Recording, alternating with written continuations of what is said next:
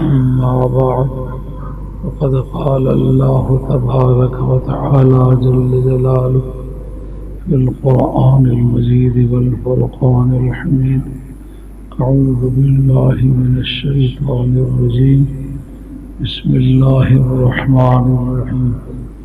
يا أيها الذين آمنوا لا تقولوا راعنا صدق الله مولانا العظيم وبلغنا رسوله النبي الكريم ونحن على ذلك من الشاهدين الشاكرين والحمد لله رب العالمين. معززین کرام، اس وقت پورے عالم انسانیت میں مسلمانوں کے بارے میں ایک عداوت کا جذبہ ہے،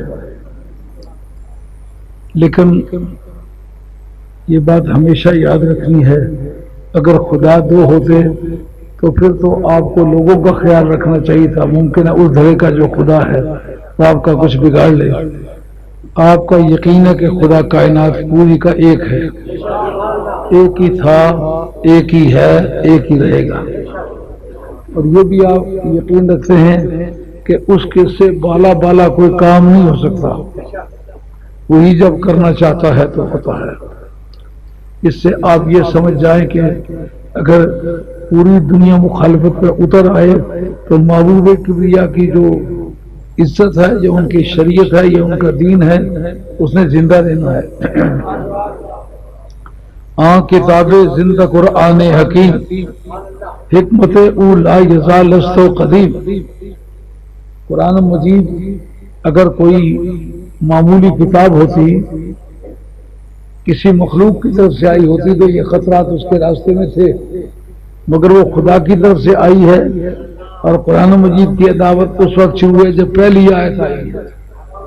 ابھی سارا نہیں آیا تھا، پہلی آیت آئی تو عداوت شروع ہو گئی.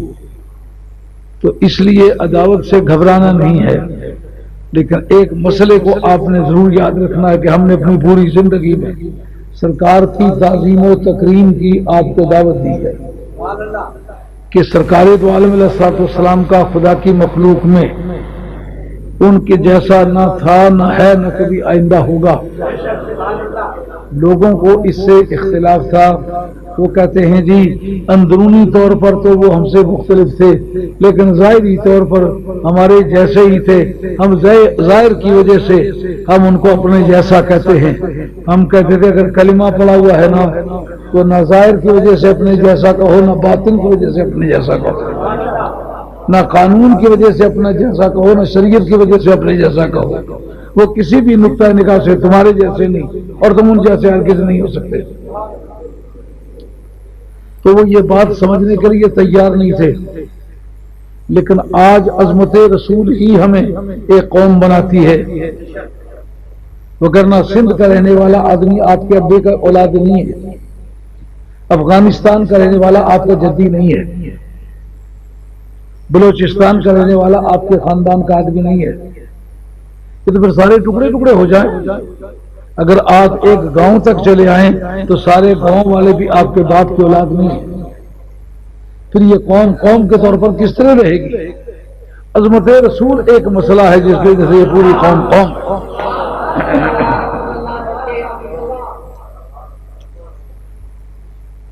اور در دل مسلم مقام مصطفیٰ، آب روئے ماز نام مصطفیٰ. جس کو مسلمان کہتے ہیں، اگر وہ سچ میں مسلمان ہے تو اس کے سینے میں سرکار کا گھر ہے، اور اس کو یہ پتا ہے کہ میری آبرو مندی کا راز سرکار دو عالم علیہ السلام کے نالے پاسے وابستہ ہے. جب تک میں آپ کے نالے پاسے اٹیچ رہوں گا اس وقت تک میری عزت بھی رہے گی، اس وقت تک میرا غلبہ بھی رہے گا. کسی بھی خطرے کے وقت مسلمان نے جس بات کا سہارا لیا ہے وہ عظمت رسول ہے.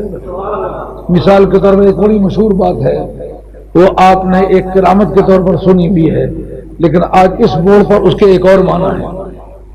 سرکار دو عالم علیہ السلام کا صحابی ہے، نام سفینہ ہے. دور فاروقی میں وہ گرفتار کر لیا گیا.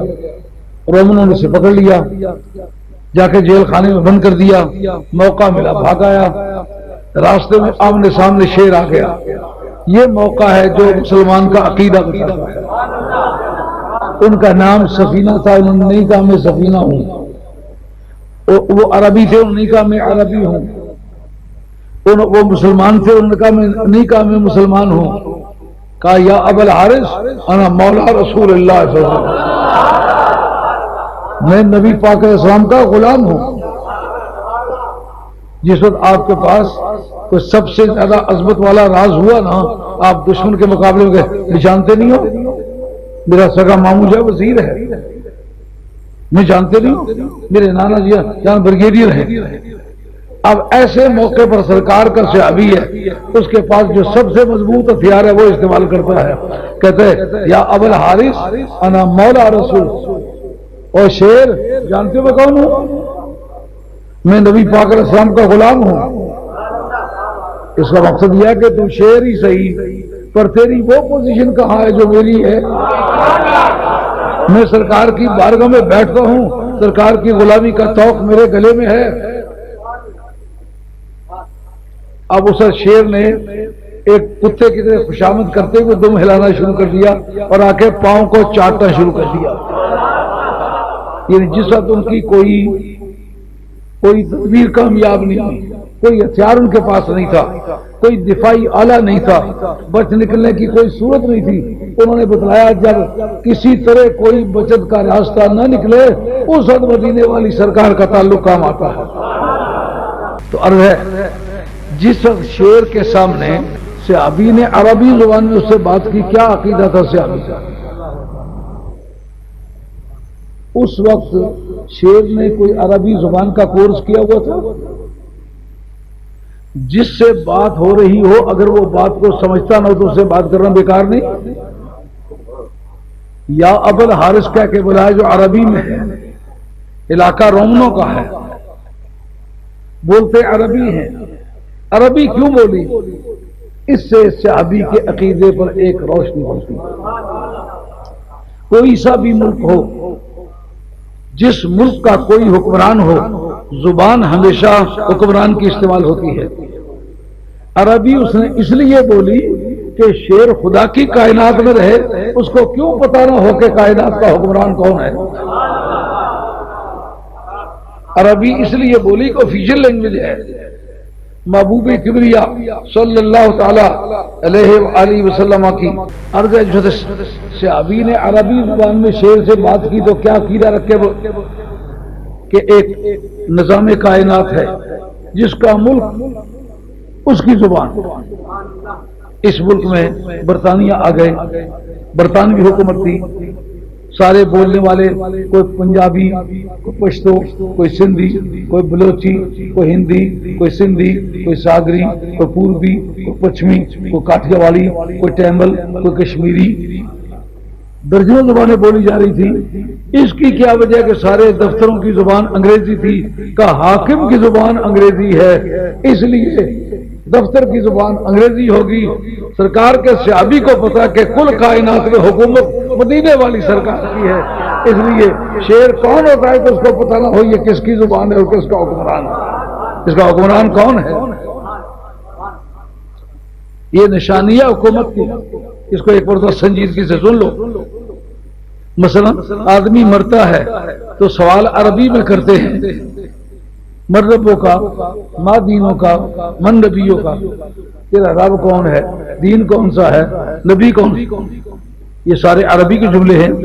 بندہ مرا ہوا روس میں بولتا رشین لینگویج، بندہ مرا ہوا انگلینڈ میں بولتا ہے انگریزی، وہ بندہ مرا ہوا ہے فرانس میں بولتا ہے فرینچ۔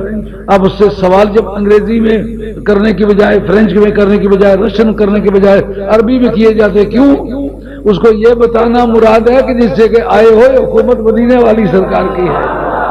کیوں بھائی نیچے سوچ کے یہ جتنے لوگ کہتے سرکار کو قبر کا پتہ ہی نہیں، سرکار کا قبر میں اختیار ہی کچھ نہیں، اگر ان کا اختیار کچھ نہیں تو ان کی زبان کیوں بولی جاتی ہے؟ لوح محفوظ کی زبان کون سی ہے؟ عربی ہے۔ فرشتوں کی زبان کون سی ہے؟ عربی میں عربی ہے۔ لامکان کی زبان کون سی ہے؟ عربی ہے۔ برزخ کی زبان کون سی ہے؟ الستو بربکم، کیا میں تمہارا خدا نہیں؟ ارواح کی زبان ہے، عربی ہے کہ نہیں؟ ارواح کی زبان عربی ہے، برزخ کی زبان عربی ہے، قیامت کی زبان عربی ہے، جنت کی زبان عربی ہے۔ اس کا مطلب جس کی حکومت اس کی زبان ہے۔ تو شیر نے یہ بھی بات کہی، اس نے ثابت کر دیا میرا عقیدہ سرکار کی یکتائی و بے ہمتائی کا ہے، سرکار کا بے مثل ہونا یہ دین کی جان ہے۔ یہ جس دن نہ رہا اس دن اسلام اپنی اصلی حالت سے معروم ہو جائے گا۔ ظاہری شکل کی بنیاد پر کہنا میں نبی جیسا، آج جو یہ خاکے بن رہے ہیں یہ تیرے اس عقیدے کا نتیجہ ہے، نبی میرے جیسا ہے، میں نبی جیسا ہوں۔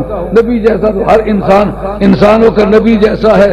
اگر وہ ہر انسان نبی جیسا تو خاکے بنانے میں پھر کیا دقت ہے؟ آج پوری دنیا میں، پورے عالم اسلام میں جلوس نکل رہے ہیں کہ جو آدمی سرکار کی شبیہ بناتا ہے مثل مصطفیٰ تو ہو سکتی ہی نہیں، بناتا کیوں ہے؟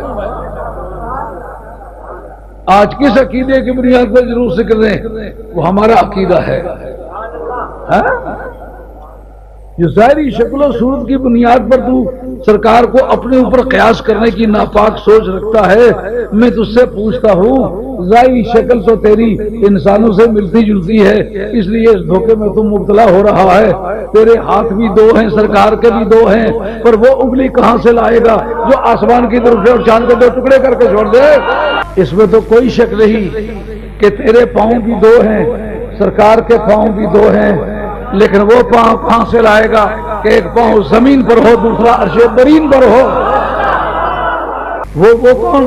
وہ ہاتھ کہاں سے لائے گا کہ ڈوبا ہوا سورج ہے، مولا مرتضیٰ کی نماز قضا ہو گئی ہے، کہا تو کبھی کسی کی نماز کے لیے واپس ہو۔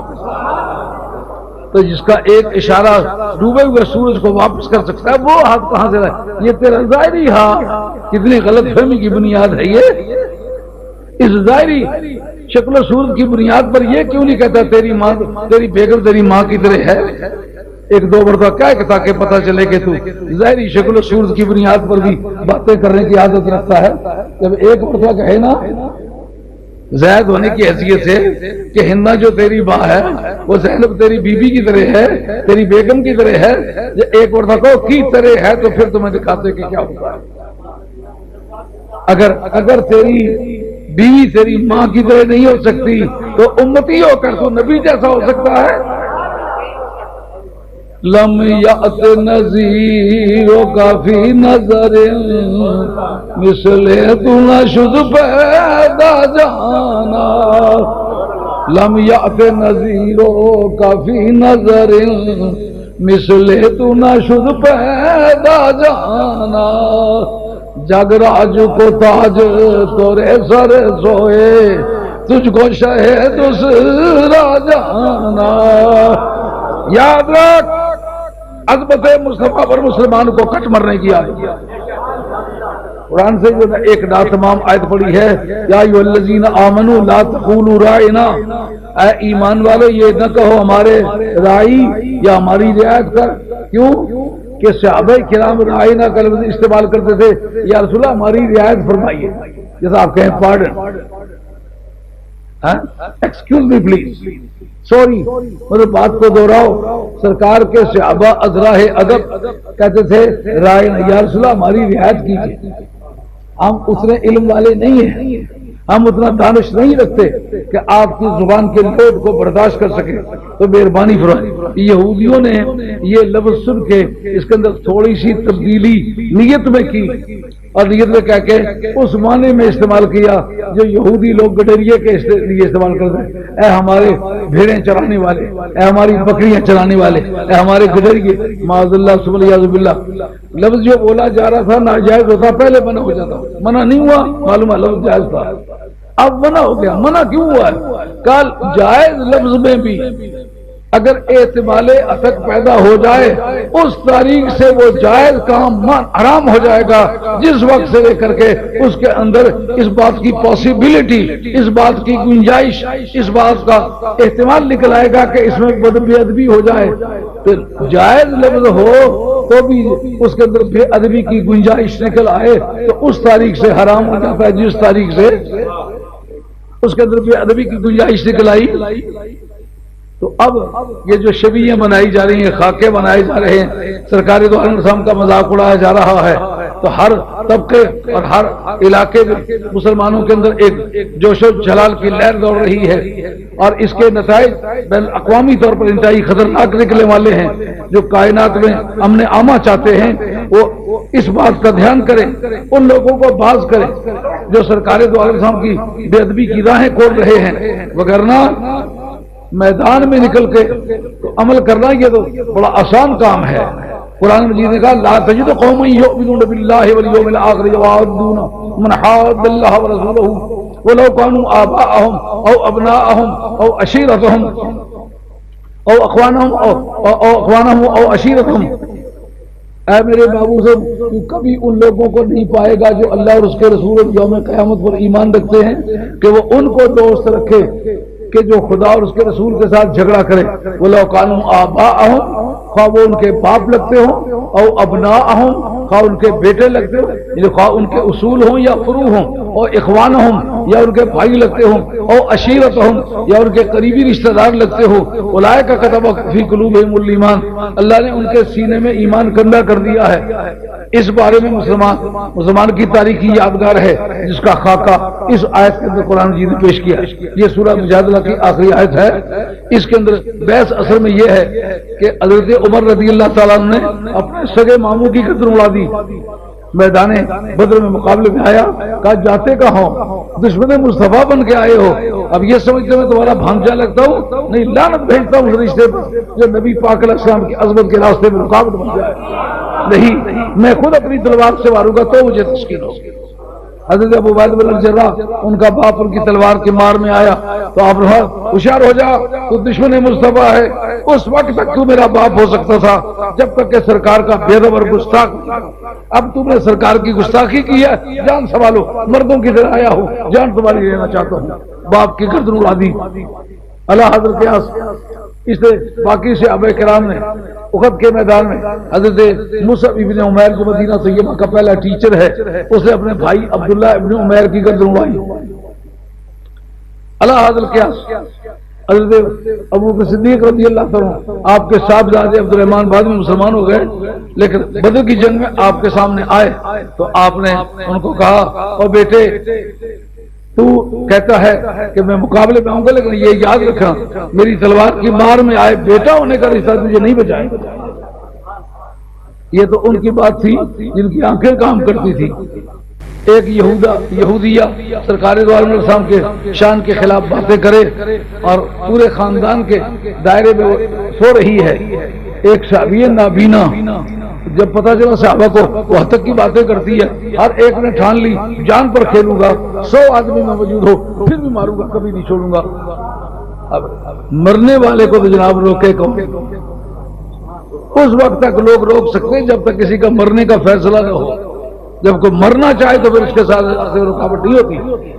گئے بیٹھے باتیں ہوئی، ہر ایک نے تیاری کی. ایک نابینے سے ابھی سیرت ابن شام کے اندر لکھا ہوا ہے اور وہ حصہ خاص طور پر مدینہ طیبہ یونیورسٹی میں پڑھایا جاتا ہے سیرت کے نام سے. یعنی سیرت کی سب سے زیادہ معتبر کتاب مانی جاتی ہے سیرت ابن ہشام. اس کے اندر یہ بات ہے. کیا ہوا کہ نابینا سے ابھی ہیں وہ جا کر لوہار سے کہتے ہیں جس کو تلوار کہتے ہیں وہ کس طرح کی ہوتی ہے. انہوں نے کہا یہ میرے پاس ہے لیکن تمہیں آنکھیں نہیں. انہوں نے کہا ہاتھ لگا کے دکھاؤ. ہاتھ لگا کے دکھائی. انہوں نے کہا اس کی کاٹنے والی جگہ کون سی ہے؟ انہوں نے کہا یہ کاٹنے والی جگہ. کہا مارتے کیسے؟ اس نے اسے ہاتھ میں پکڑا کے کہا اسے اٹھاتے اس طرح مارتے. انہوں نے کہا پھر یہ مجھے دے سکتے؟ انہوں نے کہا یہ تو کسی سے میں نے ایڈوانس لی ہوئے پیسے یہ نہیں دے سکتا، بنا کے دے سکتے ہو. ان کا کتنی دیر میں بنا سکتے ہو؟ ان کا 4-6 دنوں میں. ان کا 24 گھنٹے میں. پیسے زیادہ لے لو. اب میں ہو سکتا ہے مر جاؤں گا، مجھے کچھ ایسی اس کی ضرورت ہے کہ اگر دیر لگی تو میں خود اپنے غیرت سے مر جاؤں گا. انہوں نے کہا پھر یہی لے لو. ان کا بسم اللہ لے لی. گئے اور جا کر کے اس کو تلاش کیا. واسع ابھی رسول کہ تجھے کس طرح پتا چلا وہ عورت کہاں ہے، اس کی پہچان آئیڈینٹیفیکیشن کس طرح کی؟ آدمی کو منہ کی طرف بھی دیکھتے ہیں، فوٹو بھی دیکھتے ہیں، پتے بھی پوچھتے ہیں، 100 تدبیریں کرتے ہیں، جب جا کر کے بندہ پہچانا جاتا ہے آنکھیں ہیں نہیں، اندھیاری رات ہے، اور نابینا ہو کر تو اندھیاری رات کی روشنی ایک ہی چیز ہے، لیکن اتنے خاندان کے دائرے میں سو رہی ہے، جا کر کے ایسا اس کو پہچان کے اس کی چھاتی میں تلوار رکھی اور ایک ہاتھ سے تلوار کو پکڑ کے اس کے کمرے کو اوپر الٹے ہو گئے اور دوسری سے اس کے منہ پکڑے رکھا، جب تک آخری سانس نہیں لیا اسے چھوڑا نہیں۔ اب جب مار کے نا اسی کے کپڑوں کے ساتھ تلوار کو صاف کر کے آ گئے اور دوسرے گلی کوچوں میں اعلان کیا فلاں یہودیہ عورت کو جو سرکار کی شان میں گستاخی کرتی تھی اس کو میں نے قتل کیا ہے، اب جس کا جی چاہتا ہے میرا مقابلہ۔ لیکن وہ صحابی اپنی تبھی موت سے مرے، وہ کسی نے ان کو قتل نہیں کیا۔ حضرت عمر فاروق رضی اللہ عنہ کہتے یار بندہ دیکھو آنکھوں کے بغیر دیکھتا ہے، اندھا ہو کے اکھیارا ہے، آنکھیں ہیں نہیں وہ بندہ دیکھ لیتا ہے، پہچان لیتا ہے۔ تو مسلمانوں تو سرکار کی عزت کو بچانے کے لیے اور سرکار دو عالم ہم کو تقدس سے کیسے پامال ہونے سے بچانے کے لیے اپنی جانوں کے نذرانے دیے ہیں۔ اس لیے پاکستان کی گورنمنٹ سے میں نہایت دوستانہ ماحول میں یہ عرض کروں گا کہ آپ اپنے ملک میں کم از کم بے ادب اور گستاخ رسول کے لیے ایک ایسا قانون بنائیں کہ پورے ملک کے اندر کوئی گستاخی نہ کر سکے، اور دوسرے ممالک کے بارے میں ہم سارے مسلمان مل کے احتجاج کریں اور بتائیں کہ ہم اور نقصان قبول کر سکتے ہیں، برداشت کر سکتے ہیں، لیکن حق کے رسول کو کبھی قبول نہیں کر سکتے۔ باقی دین کے معاملات کی قیمت اور ہے، سرکار کی ذات پاک کی قیمت اور ہے۔ ہمارے متکلمین نے علماء عقائد نے اس پر بحث لکھی ہے کہ ایک آدمی مرتد ہو جائے کرنا کیا چاہیے، کہ اس کو 3 دن جیل خانے میں رکھ کے، اس کو کہتے ہیں استتابت، اس کو توبہ کی ترغیب دینی چاہیے کہ تو نے یہ جو کام کیا اس کی وجہ سے تمہیں قتل کر دیا جائے گا، تمہیں پھانسی دے دی جائے گی، تم مار دیے جاؤ گے، 3 دن تمہیں مہلت ہے، جن جن وجوہات کے پیش نظر تجھے یہ خیال آیا ہے وہ ہمیں بتا، ہم تمہارے شبہ کا ازالہ کرتے ہیں۔ لیکن جب 3 دن تک وہ نہ آئے ہوش میں تو پھر 4تھے دن اس کو قتل کیے جانے کا حکم ہے۔ لیکن اگر 3 دنوں کے اندر توبہ کر لے تو توبہ اس کی مرتد کی قابل قبول ہے، اس کو چھوڑ دیا جائے گا، کوئی جرمانہ بھی نہیں ہوگا۔ لیکن دیکھنا یہ ہوگا مرتد کس چیز کا ہوا ہے۔ اگر اور کوئی بے ادبی کی ہے اور کوئی ہتک کی ہے، دین کا انکار کیا ہے، نماز کا انکار کیا ہے، روزے کا انکار کیا ہے، قرآن کا انکار کیا ہے، توحید کا انکار کیا ہے، تو اس آدمی کی توبہ منظور ہے، اس کو چھوڑ دیا جائے گا۔ لیکن نبی پاک علیہ الصلوۃ والسلام کی ذات پاک کی اگر ہتک کی ہو، بے ادبی کی ہو، تو یہ گناہ بھی ہے، یہ جرم بھی ہے۔ توبہ سے گناہ معاف ہوتے، توبہ سے جرم معاف نہیں ہوتے۔ اس لیے اگر سرکار کا گستاخ مرتد ہو جائے گستاخی کر کے تو پھر توبہ کر لے تو توبہ اس کی منظور، لیکن پھانسی میں دستور۔ کیوں کا گناہ جو تھا وہ معاف ہو گیا ہے، توبہ کی ہے، لیکن نبی پاک علیہ السلام کی ہتک اسلامی ملک میں یہ جرم بھی ہے جو مستوجب قتل ہے، لہذا تم قتل سے بچ نہیں سکتے۔ اس لیے یہ بات یاد رکھنی ہے کہ اور چیزوں میں مرتد ہونے کی قیمت اور ہے، سرکار دو عالم السلام کی بے ادبی کر کے مرتد ہونے کی قیمت اور ہے۔ وہ اگر توبہ بھی کر لے گا تو جو گناہ تھا وہ معاف ہوگا، جرم تو معاف نہیں ہوگا۔ ایک آدمی کسی کو قتل کر دے، اتفاق سے ایک بچہ لوئر میرے سامنے بیٹھا ہوا ہے، میں تم سے پوچھتا ہوں اگر ایک آدمی قتل کر کے جب تک پولیس پہنچے کہتے میں نے توبہ کر لی، تو توبہ کے قبول ہونے کے بارے میں تو مولانا فیصلہ کرے کہ پولیس کیا کرے گی؟ پولیس کہے گی کہ تم نے چونکہ توبہ کر لی ہے اس لیے چھوڑ دیتے نہیں، جو گناہ کا حصہ تھا مولانا بتلائیں گے کہ قاتل کی توبہ منظور ہے، لیکن جو جرم کا حصہ پولیس نہیں چھوڑے گی اس کو باقاعدہ سزا ہوگی کہ نہیں ہوگی۔